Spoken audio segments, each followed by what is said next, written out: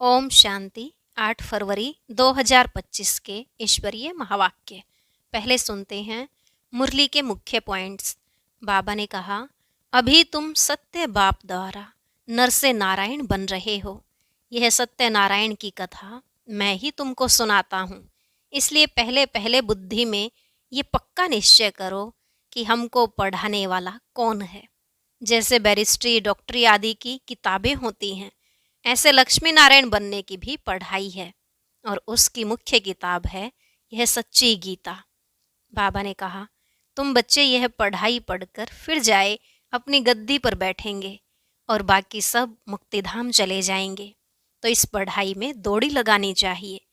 पहले अच्छी रीति बाप को याद करो, फिर औरों को भी पढ़ाओ।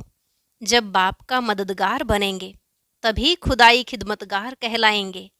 तुम हो रूहानी सैल्वेशन आर्मी, जो सबको शांति की सैल्वेशन देते हो। परंतु समझाने की बड़ी युक्ति चाहिए। बहुत होशियार बनना है, तभी ऊंच दर्जा पाएंगे। लास्ट में बाबा ने कहा, अब कोई देहधारी से लागत नहीं रखो। इस कब्रिस्तान से क्या मोह रखना, यहाँ तो दुख ही दुख है। तुम्हें किसी भी बात में रोना नहीं चाहिए। अब पूरा मोह जीत बनना है। अब सुनते हैं महावाक्यों को विस्तार से। बाबा ने कहा, मीठे बच्चे, तुम खुदाई खिदमतगार सच्चे सैल्वेशन आर्मी हो। तुम्हें सबको शांति की सैल्वेशन देनी है। प्रश्न, तुम बच्चों से जब कोई शांति की सैल्वेशन मांगते हैं तो उन्हें क्या समझाना चाहिए? उत्तर, उन्हें बोलो, बाप कहते हैं, क्या अभी यहाँ ही तुमको शांति चाहिए? यह कोई शांति धाम नहीं है। शांति तो शांति धाम में ही हो सकती है, जिसको मूल वतन कहा जाता है। आत्मा को जब शरीर नहीं है तब शांति है। सतयुग में पवित्रता, सुख, शांति सब है। बाप ही आकर यह वर्षा देते हैं। तुम बाप को याद करो। ओम शांति। रूहानी बाप बैठ रूहानी बच्चों को समझाते हैं। सब मनुष्य मात्र यह जानते हैं कि मेरे अंदर आत्मा है। जीव आत्मा कहते हैं ना। पहले हम आत्मा हैं, पीछे शरीर मिलता है। कोई ने भी अपनी आत्मा को देखा नहीं है, सिर्फ इतना समझते हैं कि आत्मा है। जैसे आत्मा को जानते हैं, देखा नहीं है, वैसे परम पिता परमात्मा के लिए भी कहते हैं परमात्मा, माना परमात्मा। परंतु उनको देखा नहीं है, न अपने को न बाप को देखा है। कहते हैं कि आत्मा एक शरीर छोड़ दूसरा लेती है, परंतु यथार्थ रीति नहीं जानते। 84 लाख योनियां भी कह देते हैं। वास्तव में 84 जन्म हैं, परंतु यह भी नहीं जानते कि कौन सी आत्माएं कितने जन्म लेती हैं। आत्मा बाप को पुकारती है, परंतु न देखा है न यथार्थ रीति जानती है। पहले तो आत्मा को यथार्थ रीति जानते, तब बाप को जानते। अपने को ही नहीं जानते तो समझाए कौन? इसको कहा जाता है सेल्फ रियलाइज करना। सो बाप बिगर तो कोई करा ना सके। आत्मा क्या है, कैसी है, कहाँ से आत्मा आती है, कैसे जन्म लेती है, कैसे इतनी छोटी आत्मा में 84 जन्मों का पार्ट भरा हुआ है, यह कोई भी नहीं जानते। अपने को नहीं जानते तो बाप को भी नहीं जानते। यह लक्ष्मी नारायण भी मनुष्य का मर्तबा है ना। इन्होंने यह मर्तबा कैसे पाया, यह कोई भी नहीं जानते। जानना तो मनुष्य को ही चाहिए ना। कहते हैं यह वैकुंठ के मालिक थे, परंतु उन्होंने यह मालिकपना लिया कैसे, फिर कहाँ गए, कुछ भी नहीं जानते। अब तुम तो सब कुछ जानते हो, आगे कुछ भी नहीं जानते थे। जैसे बच्चा पहले जानता है क्या कि बैरिस्टर क्या होता है, पढ़ते पढ़ते बैरिस्टर बन जाता है। तो यह लक्ष्मी नारायण भी पढ़ाई से बने हैं। बैरिस्ट्री, डॉक्टरी आदि सबके किताब होते हैं ना। इनका किताब फिर है गीता। वह भी किसने सुनाई, राजयोग किसने सिखाया, यह कोई नहीं जानते। उसमें नाम बदल लिया है, शिव जयंती भी मनाते हैं। वही आकर तुमको कृष्णपुरी का मालिक बनाते हैं। श्री कृष्ण स्वर्ग का मालिक था ना। परंतु स्वर्ग को भी जानते नहीं। नहीं तो क्यों कहते कि श्री कृष्ण ने द्वापर में गीता सुनाई। श्री कृष्ण को द्वापर में ले गए हैं, लक्ष्मी नारायण को सतयुग में, राम को त्रेता में। उपद्रव लक्ष्मी नारायण के राज्य में नहीं दिखाते, श्री कृष्ण के राज्य में कंस, राम के राज्य में रावण आदि दिखाए हैं। यह किसको पता नहीं कि राधे कृष्ण ही लक्ष्मी नारायण बनते हैं। बिल्कुल ही अज्ञान अंधियारा है। अज्ञान को अंधियारा कहा जाता है, ज्ञान को रोशनी कहा जाता है। अब सोजरा करने वाला कौन? वह है बाप। ज्ञान को दिन, भक्ति को रात कहा जाता है। अभी तुम समझते हो, यह भक्ति मार्ग भी जन्म जन्मांतर चलता आया है। सीढ़ी उतरते आए हैं, कला कम होती जाती है, मकान नया बनता है, फिर दिन प्रतिदिन आयु कम होती जाएगी। 3/4 पुराना हुआ तो उनको पुराना ही कहेंगे। बच्चों को पहले तो यह निश्चय चाहिए कि यह सर्व का बाप है, जो ही सर्व की सद्गति करते हैं, सर्व के लिए पढ़ाई भी पढ़ाते हैं, सर्व को मुक्तिधाम ले जाते हैं। तुम्हारे पास एम ऑब्जेक्ट है। तुम यह पढ़ाई पढ़कर जाए अपनी गद्दी पर बैठेंगे, बाकी सबको मुक्तिधाम में ले जाएंगे। चक्र पर जब समझाते हो तो उसमें दिखाते हो कि सतयुग में यह अनेक धर्म है नहीं। उस समय वह आत्माएं निराकारी दुनिया में रहती हैं। यह तो तुम जानते हो कि यह आकाश पोलार है। वायु को वायु कहेंगे, आकाश को आकाश। ऐसे नहीं कि सब परमात्मा है। मनुष्य समझते हैं कि वायु में भी भगवान है, आकाश में भी भगवान है। अब बाप बैठ सब बातें समझाते हैं। बाप के पास जन्म तो लिया, फिर पढ़ाते कौन है? बाप ही रूहानी टीचर बन पढ़ाते हैं। अच्छा पढ़कर पूरा करेंगे तो फिर साथ ले जाएंगे, फिर तुम आएंगे पार्ट बजाने। सतयुग में पहले पहले तुम ही आए थे, अब फिर सब जन्मों के अंत में आकर पहुंचे हो, फिर पहले आएंगे। अब बाप कहते हैं दौड़ी लगाओ, अच्छी रीति बाप को याद करो, औरों को भी पढ़ाना है, नहीं तो इतने सबको पढ़ाए कौन? बाप का जरूर मददगार बनेंगे ना। खुदाई खिदमतगार भी नाम है ना। अंग्रेजी में कहते हैं सैल्वेशन आर्मी। कौन सी सैल्वेशन चाहिए? सब कहते हैं शांति की सैल्वेशन चाहिए। बाकी वह कोई शांति की सैल्वेशन थोड़े ही देते हैं। जो शांति की सैल्वेशन मांगते हैं उन्हें बोलो, बाप कहते हैं क्या अभी यहाँ ही तुमको शांति चाहिए? यह कोई शांति धाम थोड़े ही है। शांति तो शांति धाम में ही हो सकती है, जिसको मूल वतन कहा जाता है। आत्मा को शरीर नहीं है तो शांति में है। बाप ही आकर यह वर्षा देते हैं। तुम्हारे में भी समझाने की बड़ी युक्ति चाहिए। प्रदर्शनी में अगर हम खड़े होकर सबका सुने तो बहुतों की भूलें निकालें, क्योंकि समझाने वाले नंबरवार तो हैं ना। सब एक रस होते तो ब्राह्मणी ऐसे क्यों लिखती कि फलाने आकर भाषण करें? अरे तुम भी ब्राह्मण हो ना। बाबा फलाने हमारे से होशियार हैं। होशियारी से ही मनुष्य दर्जा पाते हैं ना, नंबरवार तो है ना। जब इम्तिहान की रिजल्ट निकलेगी तो फिर तुमको आप ही साक्षात्कार होगा, फिर समझेंगे हम तो श्रीमत पर नहीं चलते। बाप कहते हैं कोई भी विकर्म मत करो, देहधारी से लागत नहीं रखो। यह तो 5 तत्वों का बना हुआ शरीर है ना। 5 तत्वों की थोड़ी ही पूजा करनी है, वह याद करना है। भल इन आंखों से देखो, परंतु याद बाप को करना है। आत्मा को अब नॉलेज मिली है, अब हमको घर जाना है, फिर वैकुंठ में आएंगे। आत्मा को समझ सकते हैं, देख नहीं सकते। वैसे यह भी समझ सकते हैं, हाँ, दिव्य दृष्टि से अपना घर व स्वर्ग देख सकते हैं। बाप कहते हैं बच्चे मन मना भव मध्यजी भव, माना बाप को और विष्णुपुरी को याद करो। तुम्हारी एम ऑब्जेक्ट ही यह है। बच्चे जानते हैं हमको अभी स्वर्ग में जाना है, बाकी सबको मुक्ति में जाना है। सब तो सतयुग में आ नहीं सकते। तुम्हारा है डीटिज्म। यह हो गया मनुष्य का धर्म। मूल वतन में तो मनुष्य नहीं है ना, यहाँ है मनुष्य सृष्टि।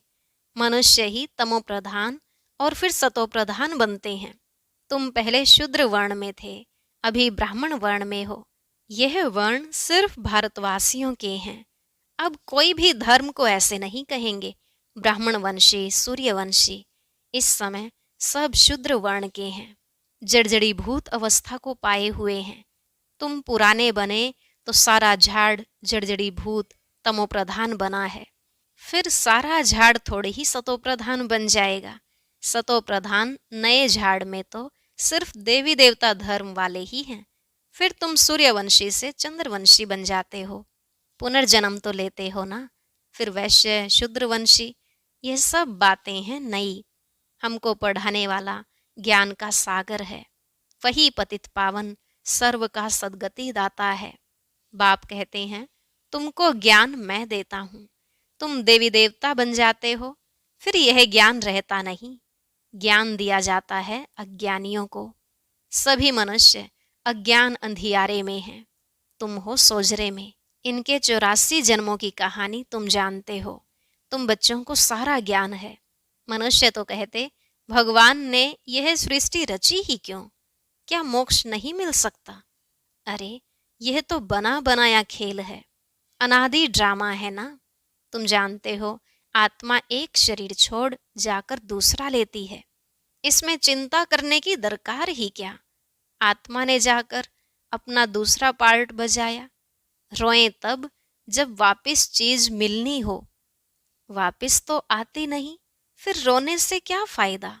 अभी तुम सबको मोहजीत बनना है, कब्रिस्तान से मोह क्या रखना है। इसमें तो दुख ही दुख है। आज बच्चा है, कल बच्चा भी ऐसा बन जाता जो बाप की पाग उतारने में भी देरी ना करे। बाप से भी लड़ पड़ते हैं। इसको कहा ही जाता है निधन की दुनिया। कोई धनी धोनी है नहीं जो शिक्षा दे। बाप जब ऐसी हालत देखते हैं तो धन का बनाने आते हैं। बाप ही आकर सबको धन का बनाते हैं। धनी आकर सब झगड़े मिटा देते हैं। सतयुग में कोई झगड़ा होता नहीं, सारी दुनिया के झगड़े मिटा देते, फिर जय जयकार हो जाती है। यहाँ मेजॉरिटी माताओं की है। दासी भी इनको समझते हैं। हथियाला बांधते समय कहते हैं तुम्हारा पति ही ईश्वर गुरु आदि सब कुछ है। पहले मिस्टर फिर मिसेज। अब बाप आकर माताओं को आगे रखते हैं। तुम्हारे ऊपर कोई जीत पा ना सके। तुमको बाप सब कायदे सिखला रहे हैं। मोहजीत राजा की एक कथा है, वह सब बनाई हुई कहानियां हैं। सतयुग में तो अकाले मृत्यु होती ही नहीं, समय पर एक शरीर छोड़ दूसरा ले लेते हैं। साक्षात्कार होता है। अब यह शरीर बूढ़ा हुआ है, फिर नया लेना है। छोटा बच्चा जाकर बनना है, खुशी से शरीर छोड़ देते हैं। यहाँ तो भल कितने भी बूढ़े होंगे, रोगी होंगे और समझेंगे भी कि कहाँ यह शरीर छूट जाए तो अच्छा है, फिर भी मरने के समय रोएंगे जरूर। बाप कहते हैं अभी तुम ऐसी जगह चलते हो जहाँ रोने का नाम नहीं, वहाँ तो खुशी ही खुशी रहती है।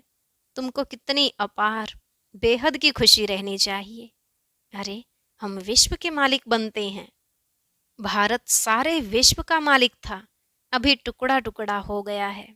तुम ही पूज्य देवता थे, फिर पुजारी बनते हो। भगवान थोड़े ही आप ही पूज्य आप ही पुजारी बनेंगे। अगर वह भी पुजारी बने तो फिर पूज्य कौन बनाए। ड्रामा में बाप का पार्ट ही अलग है। ज्ञान का सागर एक है, उस एक की ही महिमा है। जबकि ज्ञान का सागर है तो कब आकर ज्ञान देवे जो सदगति हो। जरूर यहाँ आना पड़े। पहले तो बुद्धि में यह बिठाओ कि हमको पढ़ाने वाला कौन है। त्रिमूर्ति, गोला और झाड़, यह है मुख्य चित्र। झाड़ को देखने से झट समझ जाएंगे हम तो फलाने धर्म के हैं। हम सतयुग में आ नहीं सकते। यह चक्र तो बहुत बड़ा होना चाहिए, लिखत भी पूरी हो। शिव बाबा ब्रह्मा द्वारा देवता धर्म यानी नई दुनिया की स्थापना कर रहे हैं। शंकर द्वारा पुरानी दुनिया का विनाश, फिर विष्णु द्वारा नई दुनिया की पालना कराते हैं। यह सिद्ध हो जाए ब्रह्मा सो विष्णु, विष्णु सो ब्रह्मा, दोनों का कनेक्शन है ना। ब्रह्मा सरस्वती सो फिर लक्ष्मी नारायण बनते हैं।